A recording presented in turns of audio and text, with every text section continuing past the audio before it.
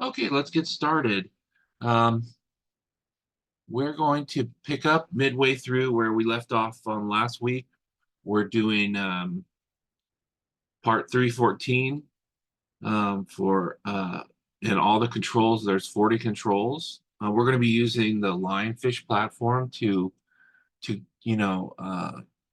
present these things. But the Lionfish platform again is super helpful here. It gives us all kinds of capabilities and different pieces of information. So we're going to dive in halfway through because we started, there's 20, we go through about 20 controls per session. So in this session, we'll start with change management, 314.4. So adopt procedures for change management. Um, this means that you need to have a change management policy and a change management document, and that all of your different documents follow a change management process, which is that you have, owner name, document number, document title.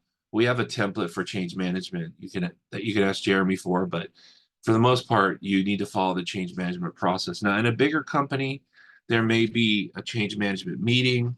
There may be change management board, change management people who are members that have roles and responsibilities. You may keep meeting minutes. You may have approval processes. That can all be defined in your change management process procedure. So you're going to have a document that talks about.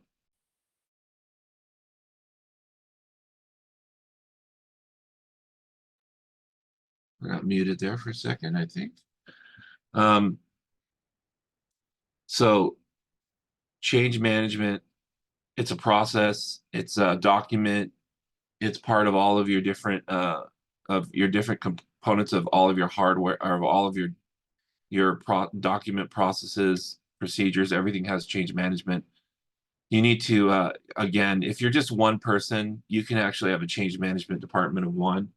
But you still have to go through the motions of completing the documentation, even though you might not hold meetings and discuss things with yourself, right? So, but you still have to go through the process of marking something as approved or making a change.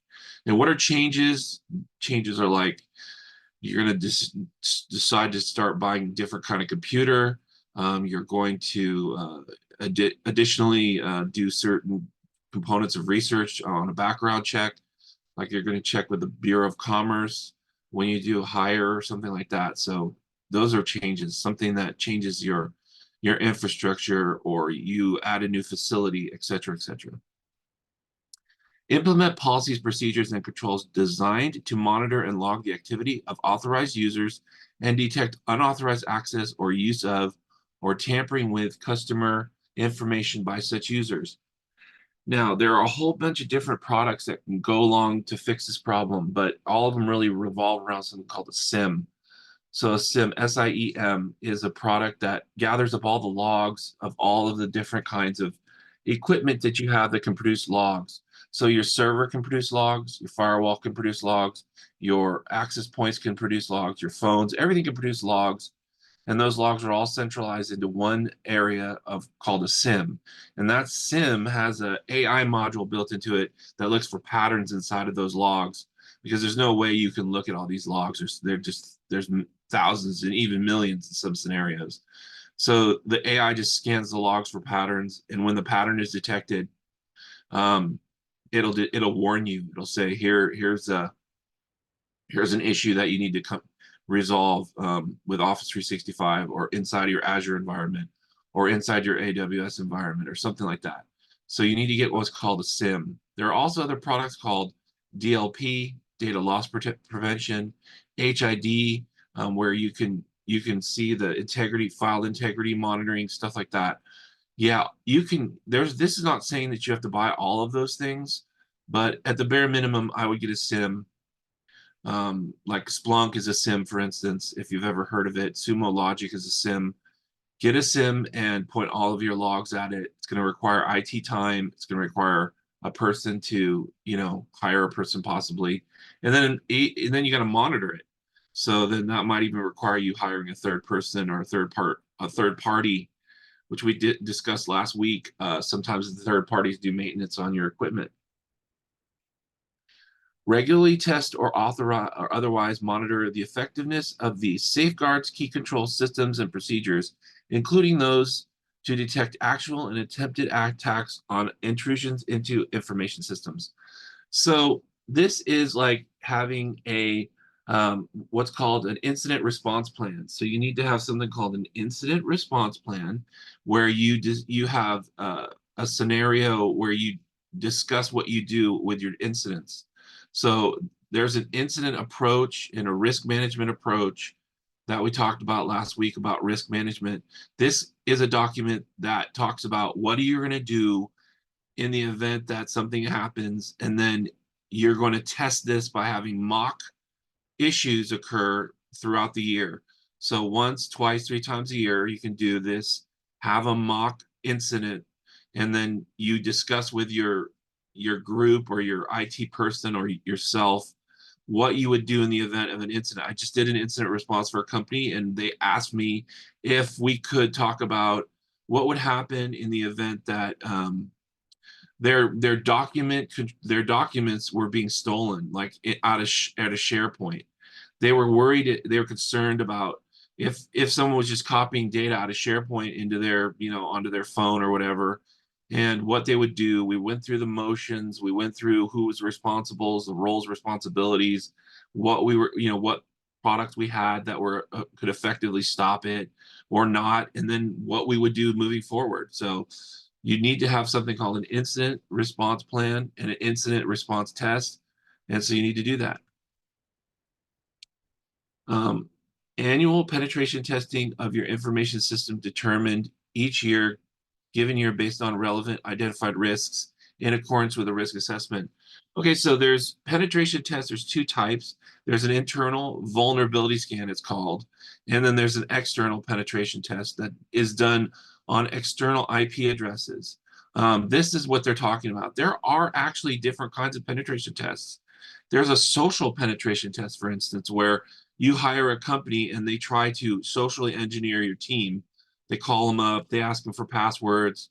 That's not what this is really. They're just looking to see that if you have IP addresses on the outside of your network, like web servers, FTP servers, portals, whatever, that you do a penetration test. It can cost from $100 to $1,000 per IP to scan it for vulnerabilities, and then you get a vulnerability report, and you need to then turn around and ticketize it and put it through the process, and or as it says here, identify if it's a risk. I'll give you an example. If your firewall is using like like one of the protocols on it is older than than the newer one, it'll flag it as a informational risk. It'll say, hey, look, this is different. It's not necessarily worse. It just is not as good as it could be. And what you'll do is say, okay, well, I prioritize that as low risk, and so therefore I don't have to work on it right away. And you put it in the hopper to be fixed maybe at some future date. But if it says, look, there's a new virus that attacks firewalls, or there's a new bot that attacks firewalls, and it gets through every time with this particular hack or issue. So you need to patch it with this particular patch. That's going to be high risk. So you're going to want to react to it quickly, document it, and put it in your ticketing system. And these types of things are discovered through penetration tests or what's called a vulnerability scan. Vulnerability assessments, including any systematic scans or reviews of informational systems reasonably designed to identify publicly known security vulnerabilities in your information system based on the risk assessment at least every 6 months, and whenever there are material changes to your operations or business arrangements, and whenever there are circumstances you know or have reason to know may have a material impact on your information security program. So I mentioned this, it was kind of a dual. The annual penetration test is external, the vulnerability assessment is internal. So a vulnerability scanner is not going to cost you that upfront hit. It's just a regular running vuln scanner. One is like called Tenable or Nessus. It's you run it. You can have a server, or you can rent the scanner per month from Tenable with Tenable IO. They have a web-based SaaS platform that you can use to run assessments, and you can run them. You can really do it every day. So I run vulnerability assessments pretty much every month. I don't run them every quarter. I run them every month because I want to know, or this says every 6 months, but I do it every month and give a report to the customer or to myself, and I look at it and I say, okay, what vulnerabilities do I have, and then I remediate the high ones immediately or within 24 hours, and I remediate the medium ones within 48 hours, and then I remediate the low and informational ones on an as needed basis. So if you're going to change your infrastructure at all, you need, if you're running these vuln scans, just make sure you add all that new equipment to the assessment. And if you have the assessment there, your auditors are going to want to see it. You would store it in the Lionfish platform and be able to show that you do vulnerability scans. Providing your personnel with security awareness training that is updated as necessary to reflect risks identified by the risk assessment. So again, we talked about the risk assessment last week and how important that was. But one of the byproducts of this is to provide your people with security awareness training, especially around handling of documents. Now, there's a couple ways you can do this. One way is to produce a PowerPoint presentation. You make a PowerPoint, you talk about all the key security awareness issues. They're out there on the internet. You could find them, or you can make them yourself. They can be short, sweet, and good. And you just talk about, look, we handle secure documents. Here are the roles that have the ability to access those documents. Here are the responsibilities of those people, et cetera, et cetera. That's the simplest way of going about doing it. You can get crazy with it by like having cartoons and videos. You can get those from companies. The companies out there will provide you on the internet. You can find them training videos, training companies that will provide you with a security module. You can also try your HR company that you might be outsourcing to, that they might have sexual harassment training. They sometimes provide or have a training portal that might be able to add a module for espionage, the secure document handling, bribery, etc. There are a whole bunch of different modules out there that I've taken a dozen of these courses, and they're cartoons and video game type of training sessions that you can take that will meet this requirement. But if you aren't into that, if you don't want to pay for anything, just make a PowerPoint presentation for your team and make sure it's part of your onboarding process.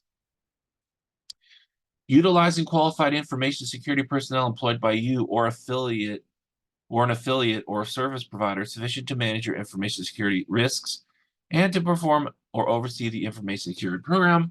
So either you do it yourself, you're a qualified individual, you have a role of IT manager, director, CISO, VP of IT, whatever, or you hire a team that is qualified to do it. They have certifications or they have relevant experience in that field. You don't hire your cousin Vinny to help you do it because he's starting out. You hire somebody who has some real world knowledge, or you do yourself. You have a person role and a responsibility that's documented who and what it is, who you are, what you do, what you're responsible for, etc. So you want to have a person or company that is well defined on how they handle your security and your policies, procedures, etc. Providing information security personnel with security updates and training sufficient to address relevant security risks. So as you go along, new risks appear, new issues occur, and new components, everything's always moving forward in this world. So you need to make sure that your security individuals are properly trained, or that they take classes or certifications or updates and are aware of new and emerging technologies, etc. This is just something that is a best practice for any IT person. They should always be trying to learn new things, and this is just making sure that they have adequate. If they ask for it, you give it to them.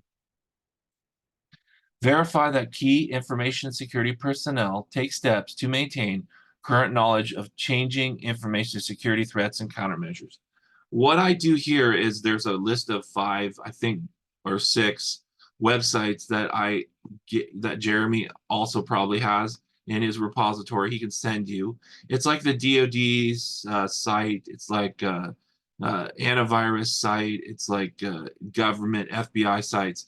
All these sites really tell you what's going on, what's new, what's fresh, what's happening, who's being attacked.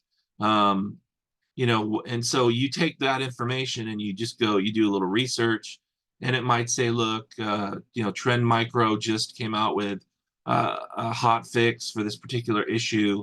Then you just go check it out and, just stay on top of things by looking at these 6 websites and having the ability to, stay on top of information security issues. Now, if you don't want to do that, again, you go back up 2 steps and you hire somebody who can do it for you. Taking reasonable steps to select and retain service providers that are capable of maintaining appropriate safeguards for the customer information at issue. So you want to, if it's not you, you want to hire a group, a company, and you want to make sure that they stay current and that they are doing a good job. The best way to get this is by having them give you reports every month. So if they give you reports, you look at them, they're showing you good, new, fresh information. You want to make sure that's occurring, and that you want to vet these people by asking them a lot of good questions during their interview process. If you ask a lot of great questions like how do you handle incidents, there's a vendor questionnaire that you need to take. You need to create. So the vendor questionnaire, I think also I can provide a vendor questionnaire template. It's just asking a lot of good questions about how they process things, what they do. You can also ask them if they're ISO compliant, SOC compliant, NIST compliant. If they're compliant in all of these ways, or any of these ways, if they have these compliances or frameworks that they've already kind of done, or they're ITIL, if they do something called ITIL, which is like an international standard for IT companies and the process and procedures that they follow. If they're ITIL compliant, or any of them are ITIL certified, that's a golden ticket, because that's how you got to be. You got to do ITIL, NIST, CMMC, whatever. If they're doing those things internally already on their own company, then you know that they're going to be current and stay on top of things. Requiring your service providers by contract to implement and maintain such safeguards. So again, you're going to just have in your contract what the roles and responsibilities are, what they're going to take care of, when they're going to do it, how they're going to do it, and that they're going to produce a report for you at the end of the month that gives you some sort of adequate visibility into what's happening. It's pretty simple. Periodically assessing your service providers based on the risk they present and continued adequacy of their safeguards. So you skip back up to the incident response. You do an incident response every quarter, every half year, every year. And you look at you create issues. What is going to happen if X happens, if a risk occurs, and you go through and you do your incident response activity exercise, and you make sure that you include how your service provider reacts, what their reaction time is. You can also look at reports that they do every month for your vulnerability scans, and then you see the vulnerability scans. Did they adequately remediate the vulnerabilities that occurred in a timely manner?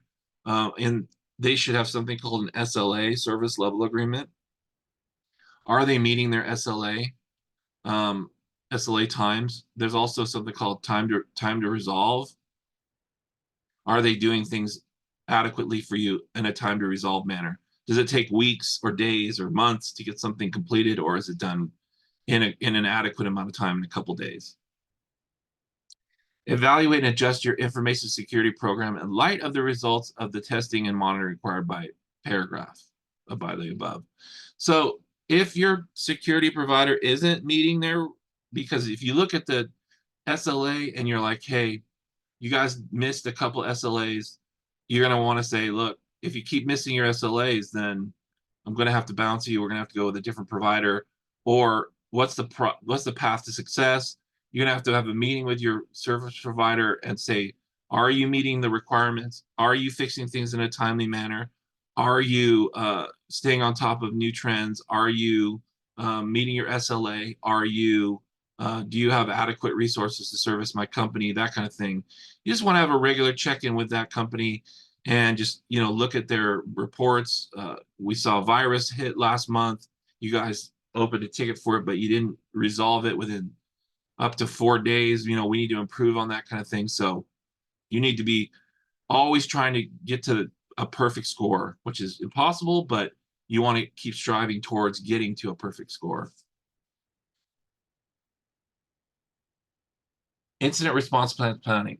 The goals of the incident response plan. So we talked about the incident response plan. The goals of the incident response plan are to, create 3 fake scenarios, a year or a quarter or half year, and you want to make sure that when those fake things are reviewed, that you go through your processes, policies, and procedures for your company to ensure that your incident response plan is going to actually work in the event that something happens. If you go, okay, look, Office 365 impossible login, and you bring it up to your group or yourself and you say, well, what am I going to do if there's an impossible login?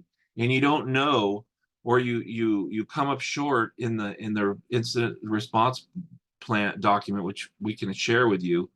You're going to say, oh man, I wasn't able to resolve this issue. So then you have to go through and figure out what to do. Ask your peers, ask a third-party provider or whatever. There are times when you may not be able to solve what's going on in your incident response test. So one of the things might be, a UPS driver was seen leaving your conference room. And you'd be like, well, that's not where that person belongs. Was that person really a UPS driver? You may have to change a lot of things that you go about doing in your company. You might say, well, now we have to lock the front door. We have to have a doorbell or whatever. If you have a facility, that kind of thing, or a receptionist or a sign-in sheet, or we might have to escort people. So you have to change the way you do things. That's the goal of the incident response plan. The internal process for responding to a security event. So you want to have a ticketing system. You need to have a ticketing system. What the ticketing system is it's a tracking device for how you've responded to an incident. So if an incident occurs, the ticketing system will, mark when it happened. It'll remark who's responsible for doing it, how long it took them, if they're within SLA. You can get your ticketing system for yourself, or you can get it through a third party. You could borrow a third party's ticketing system, but you have to have one. It's a requirement. The definition of clear roles, responsibilities, and levels of decision-making and authority.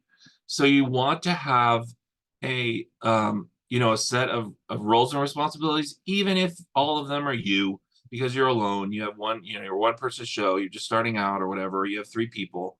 You want to define what those roles are, IT manager, what areas you're responsible for.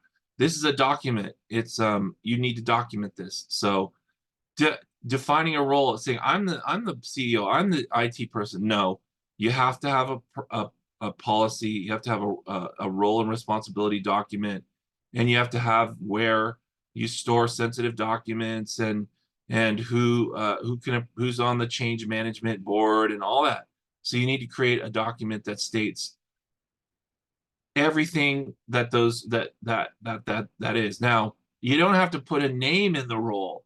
So that might be a little bit strange. You don't have to put your name in there. You just have to put in the role. So if your role is IT manager, you don't have to say Gregory's IT manager. You just have to say The role of IT manager has the following responsibilities and levels of decision-making authority. And you just keep that document in the hopper. You don't have to change it. If you keep putting names in there, you're going to have to constantly be changing that document as you hire and fire. So don't do that. Just put the role in there and the responsibility set and the levels of decision making. External and internal communications and information sharing.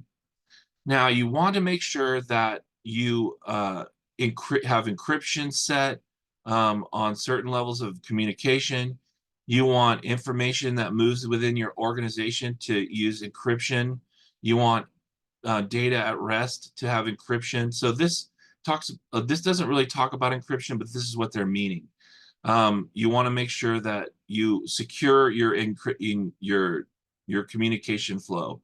You want to make sure that you are using industry acceptable encrypted levels of information. If you send sensitive documents out, you want to encrypt them.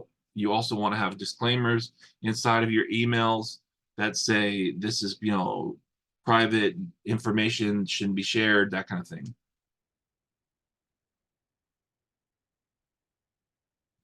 Identification of requirements for the remediation of any identified weakness in information systems and associated controls. So you have your incident response plan, you have your team, you have your change management, you have your ticketing system, you have your SIM. So how are you going to remediate issues? So you're going to have a team or an individual that has capable knowledge that understands how to, in your role and responsibility. So you want to make sure that you have a process that you go through. So in your incident response plan, you're going to identify, step by step what actions you're going to take. We have an incident response document that will describe all this. But you need to be able to say, okay, in the event that I have an email password problem, I need to, have capable login capabilities to log in the email system and reset. And what else this may talk about is something called a run book. So if you have a run book is like a step-by-step cookbook for how to solve a problem. So if you have run books and you build those, this is going to meet this requirement. So your run book basically says step one, isolate the issue. Step two, see if the issue has occurred anywhere else, and then isolate those as well, on and on. So your run book is a step-by-step cookbook on how to solve problems. Documentation and reporting regarding security events and related incident response activities. So this is the ticketing system. If you have a ticketing system, you will have a documented location for all of the events that have occurred, and you will be able at the end of the month to run a report against the ticketing system and say how many issues did we have, how long did it take to fix them, who fixed them, when were they fixed, when would, are any still open, what's going on. So you have to have a ticketing system, and having a ticketing system is this control. So have that, and you can use it through your third party, or you can just buy one yourself, like Zendesk or something else online. But you have to have a ticketing system. The evaluation and revision as necessary of incident responses planned following a security event. Again, you're going to have some sort of a post-mortem that you can run document that you just every time there's an incident, you go over what occurred and if it was adequately resolved, and you can have that also be in your ticketing system as part of the notes that just say, okay, this is what happened, this is what needs to happen next. There's something called next steps that you may do to be able to evaluate what occurred and respond to it. Require your qualified individual to report in writing regularly and at least annually to your board of directors or equivalent governing body. So the byproduct of your SIM, all your tickets for vulnerabilities, your vulnerability scans, your SIM law results, your antivirus logs, your firewall logs, maybe some of the highlights of your stuff. You're going to be able to, you have to quantify that all into one and have a presentation where you show, here's how many attacks that occurred, here's who attacked us, here's when they occurred, here's our responses, here are all the tickets that were open, here's the sim log, the sim alert logs, here are vulnerability scans, here's our penetration test. You just produce all that document at the end of the year. Again, if you're the only person in your group, you might just have it all here in Lionfish, and it's available for anybody who wants to see it. The overall status of the information security program and your compliance with this part. If you have things that you need to do, you need to identify them, do in the future. For instance, if you aren't doing vulnerability scans yet, you want to say, okay, I'm going to implement vulnerability scanning. So you're going to want to say, okay, that's 50% done. If you're not doing multi-factor authentication across your enterprise, you want to stick it in there. I'm not doing this yet, but I will do this. And what we call this is a POAM, a plan of action. So you create what you called your POAM. You can use this POAM in different control sets, but basically it's an Excel document that just says, what are you going to do, who's responsible, when you're going to do it, the risk level impact. You can have POAMs that are very advanced, but you can easily find a POAM or make one up on your own. They're very simple. But there's POAMs in the Lionfish platform as well. You can go borrow one from here. So again, for Jeremy, we'll send you one, but they're just an Excel document that has columns of information about your status and next steps and what you're compliant with and what you're not compliant with. Material matters related to information security program, addressing issues such as risk assessment, risk management, and control decisions, service provider arrangements, results of testing, security events or violations, and management's response thereto, and recommendations for changes in the information security program. Again, this is really just your POAM and things you needed and all the data inside of Lionfish.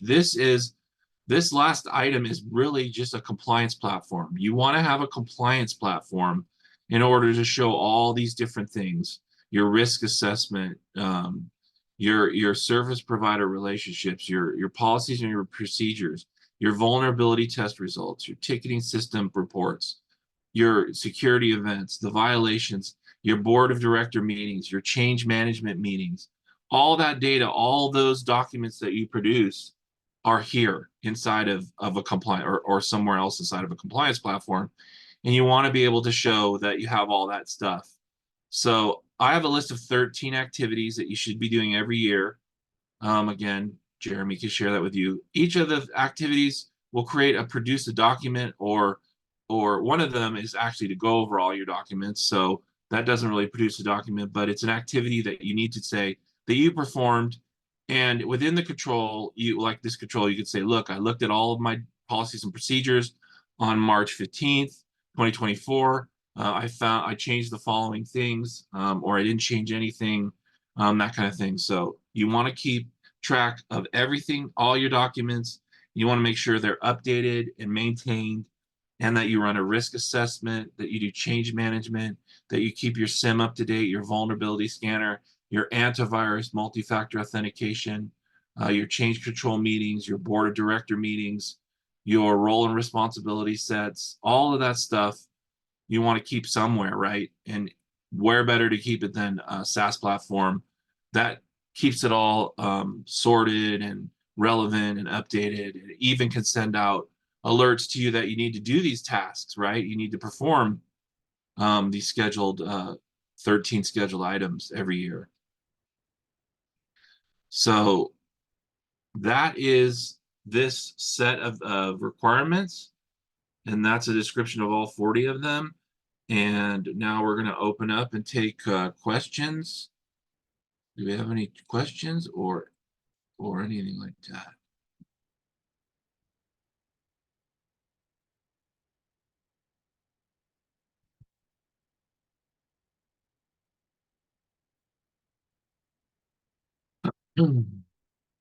Again, having a platform, critical. following each of these controls, not so difficult, just time consuming. But if you create, you create your own issues, if you create your own document repository, it'll get away from you pretty quickly. Right? Somebody's saying it's a good meeting. We went over all these, and we're going to go over another framework next week. This framework is done. And another reason to get the platform is because you can have all the frameworks in one place. Lionfish has a ton of frameworks all in one location. You can work on all of them. And when you look at some of these items, they'll tell you if they are if they're useful in another framework. This one is not, but if you need it, there are other ones where I'll describe which frameworks these also are relevant for. And again, you can see that the Lionfish platform. Oh, Jeremy. Yeah, Jeremy will email you any of the templates you want. Again, your poem is here. As you can see, you can create tasks. There's documentation, there's training videos that you can take. If what I said didn't make any sense, you can listen to the training video over and over again. There's mock policy, or there's policies and procedures in here that you can download or fill out inside of the platform that will go to be for your policy. Yeah, as many people as can should sign up for a demo of this platform and a free trial. So that's good stuff. I mean, you get so much, like I'd say in other classes, it's the words. It's hard to find the words. What are the right words that you need to, accomplish your objectives? If you have to scour the internet and sign up for, all these different pay, some people sell poems, crazily enough. It's an Excel sheet. Some people sell them. So if you just go to a place that has it, then you can grab it and have it forever. But yeah, I've seen people who sell poems. It's just crazy. So I wouldn't do that. I wouldn't buy a poem. But that's me.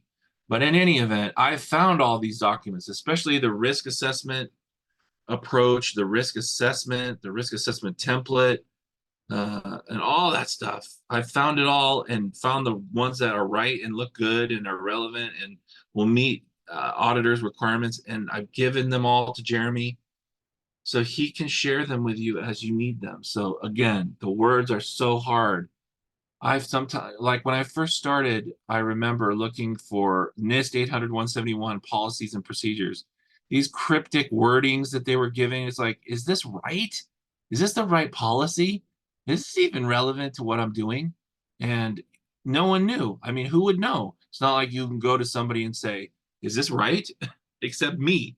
So, I mean, I was the one that had to say, this is right. But then after I did a couple audits, after I had to go through a dozen or so ISO audits and stuff, then it was more. It was my eyes were open. Oh man, this is what they're looking for, or this is not what they're looking for. Oh, the policy tab, sure. So yeah, here's what they're looking for: purpose, scope, policy, procedure, roles and responsibilities, risk, incident response, related procedures. This is exactly what they're looking for. If you didn't know this, and it has a bunch of words in here that meet what you need, it's an example. So you just kind of make this your own, but this is exactly what they're looking for. If you didn't know this, purpose, scope, and policy, you wouldn't know what to do, right? You'd be like, what does a policy look like? Well, it looks exactly like this. If you printed this out all this information out and you had a Word doc, then it's the policy you need.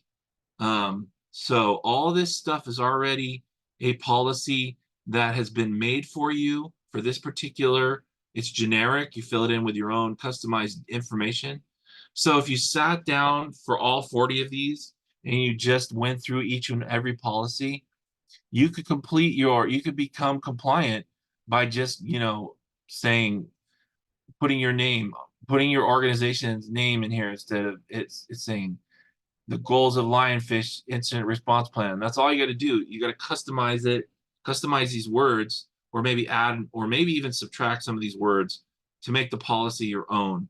But these policies are all really set up for you, ready to go. You don't need to go sniffing around the internet for them or trying to figure out what's the right, template. What is it? I don't even know what this looks like. And you're like, but now you do. It's all right here for you. So again, another reason of hundreds of reasons to use the Lionfish platform. Another reason is just the policy for this particular control. If you meet the policy, and you could copy and paste a lot of this information into the other policies. Some of it's the same. Some of it's just like, do you have a vulnerability scan? Do you have a penetration test? The framework of it in the policy is pretty much the same, so you can reuse it. So that's good stuff. I mean, that's the best. These words here are the hard words, right? That you don't know how to write because you're not, maybe you do, or maybe, but for the most part, like me, I wouldn't know to say this. Detection and analysis, implement, blah, blah, blah, blah, blah. I wouldn't know this. I would just be like, here are some words I think would work. These are good words. Again, this is just worth this. The whole thing is worth it just for the words. All right. Anybody else have any questions? Good comments? Trials?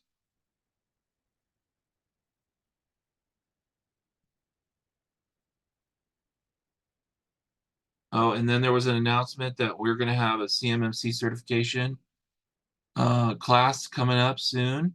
Training. That's good stuff. That's good news. So I'd like to announce that CMMC training that's in the chat, I believe, so that you can look at the training for certification to become a professional.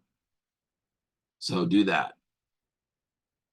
Good stuff. That's a great addition to Lionfish Services that offer training for CMMC. Awesome stuff.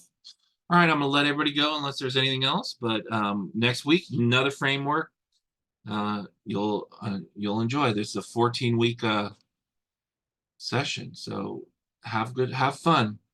Thanks.